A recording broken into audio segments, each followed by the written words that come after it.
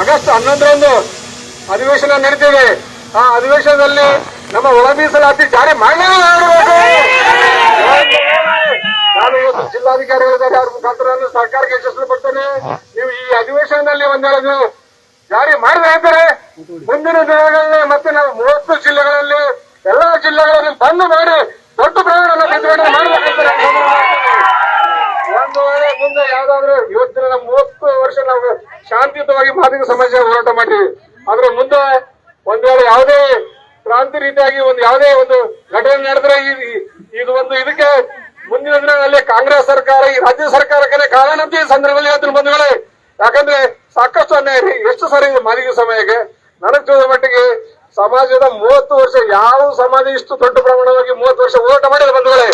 ಈ ಮಾದಿಗ ಸಮಾಜಕ್ಕೆ ಯಾಕಂದ್ರೆ ಯಾಕಂತ ದಿನಾಂಕ 1/8/2025 ಜನಾಕ್ರೋಶ ಪ್ರತಿಭಟನೆಯಲ್ಲಿ ಮುಖಾಂತರ ನಾವು ಮಾನ್ಯ ಜಿಲ್ಲಾಧಿಕಾರಿ ಮೂಲಕ ಈ ಆಗ್ರಹವನ್ನು ಮಾಡ್ತಿದ್ದೇವೆ. ಕರ್ನಾಟಕ ರಾಜ್ಯ ಪರಿಶಿಷ್ಟ ಜಾತಿ ಸಮುದಾಯ ಸಮಸ್ತ ಜನರು ಈ ಮೂಲಕ ತಮ್ಮ ಗಮನಕ್ಕೆ ತರಬಯಸಿದರೆ ಪರಿಶಿಷ್ಟ ಜಾತಿಗಳ ಸಮುದಾಯದೊಳಗಿನ ಅತಿ ಹಿಂದುಳಿದ ಮತ್ತು ಅವಕಾಶ ವಂಚಿತ ಸಮುದಾಯಗಳಿಗೆ ಸಾಮಾಜಿಕ ನ್ಯಾಯವನ್ನು ಒದಗಿಸಲು ಜಾರಿಯಾಗಬೇಕಿರುವ ಒಳ ಮೀಸಲಾತಿ ಬೇಡಿಕೆ ಮತ್ತು ಹೋರಾಟ 35 ವರ್ಷಗಳಿಂದ ನೆನಗುದಿಗೆ ಬಿದ್ದಿದೆ.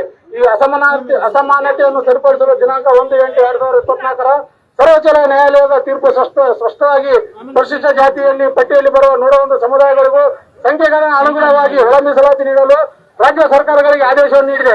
ಆದರೆ ಕರ್ನಾಟಕ ಸರ್ಕಾರ ಈ ಸರ್ವೋಚ್ಚ ನ್ಯಾಯಾಲಯದ ತೀರ್ಪನ್ನು ಜಾರಿಗೊಳಿಸಲು ಅನಗತ್ಯವಾಗಿ ವಿಳಂಬ ಮಾಡುತ್ತಿರುವುದು ನಮ್ಮ ಸಮುದಾಯದ ತೀವ್ರ ಅಸಮಾಧಾನ ಮತ್ತು ಆತಂಕಕ್ಕೆ ಕಾರಣವಾಗಿದೆ. ಈ ವಿಳಂಬ ನೀತಿಯಿಂದಾಗಿ ನಮ್ಮ ಸಮುದಾಯ ವಿದ್ಯಾರ್ಥಿಗಳು, ಆಕಾಂಕ್ಷಿಗಳು, ಕಾರ್ಮಿಕರು ಹಾಗೂ ಮಹಿಳೆಯರು ಹಾಗೂ ಒಟ್ಟಾರೆ ಸಮಾಜ ತಮ್ಮ ನ್ಯಾಯಯುತ ಹಕ್ಕುಗಳಿಂದ ವಂಚಿತರಾಗುತ್ತಿದ್ದಾರೆ.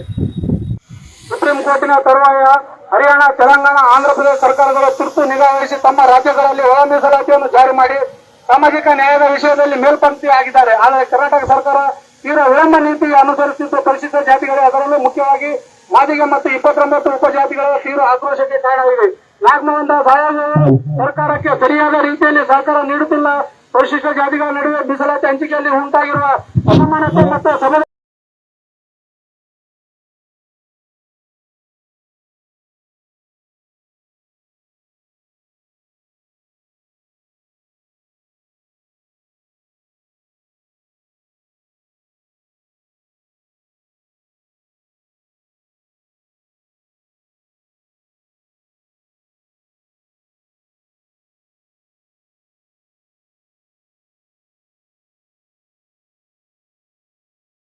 ನಮ್ಮ ಚಾನೆಲ್ ಅನ್ನು ಲೈಕ್, ಶೇರ್, ಕಾಮೆಂಟ್ ಮತ್ತು ಸಬ್ಸ್ಕ್ರೈಬ್ ಮಾಡಿ.